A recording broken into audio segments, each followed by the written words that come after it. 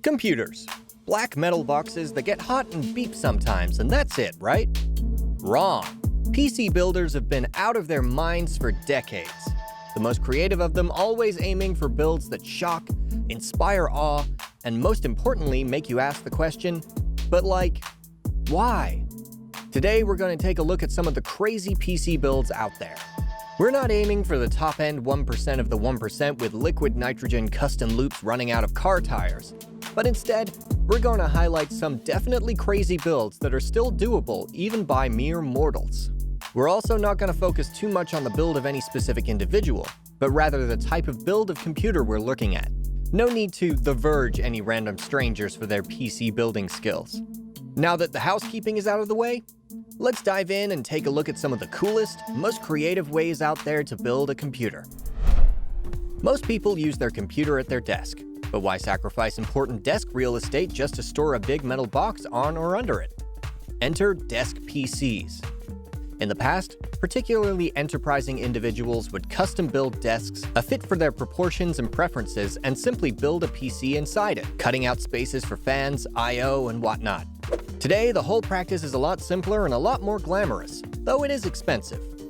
You can go out and buy PC case desks, like the case maker Lian Li's line of PC desk cases. Desks like these come with space for one or even two builds, often come with glass panels to see inside your desk, and can have built-in connections for fan controls, power, RGB, and even desk height all on the desk. The space inside these desks where your PC will reside is often quite generous, so if you're feeling ambitious, even stuff like custom water cooling wouldn't be out of the question. Ultimately, the PC desk is the endgame setup for minimalists who want to maximize the space they have available in the context of a clean, sleek setup.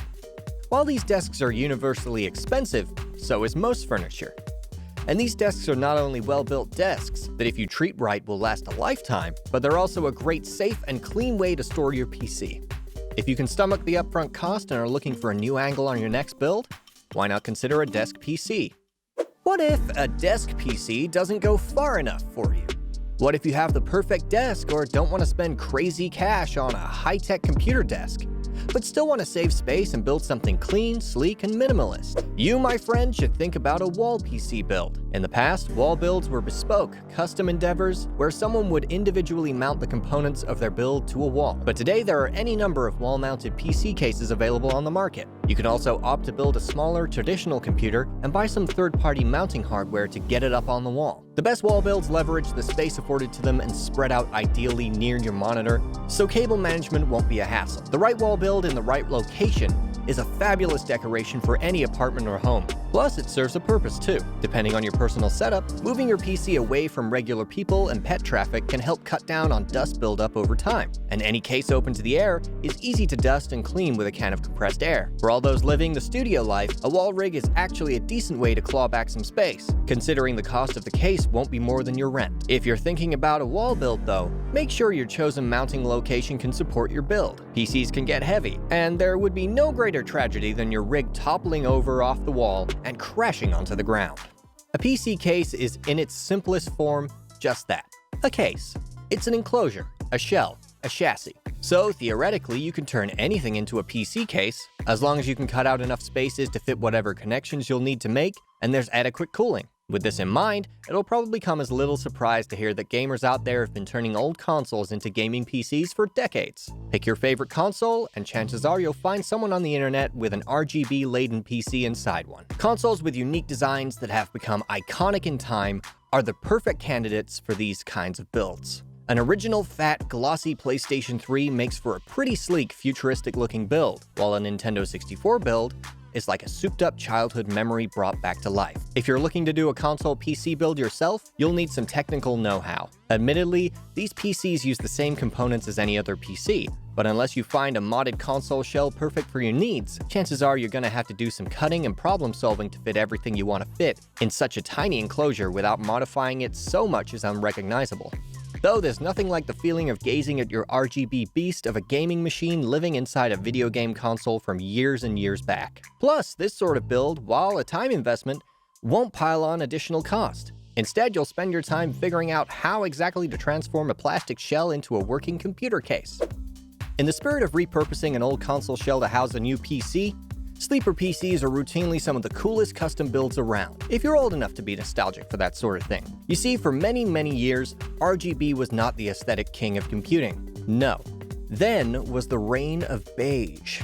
Everything was this awful, tepid beige color with suitably bland grays and neutral colors, used to demarcate buttons and whatnot. This was largely a relic of computing's early days, as devices were largely relegated to the office or other professional environments. As computers became more popular in the home, their designs became more exciting and adventurous. Today, though, with everything being black or white and becoming plumed with more RGB than you know what to do with, it can be nice to have a blast from the past. Enter the sleeper PC. If you can find an old HP case from a decade or two ago, you'll have all the case hardware you need for this build. Like with console builds, sleeper PCs often require some problem solving when it comes to mounting modern hardware in a case not designed to support it.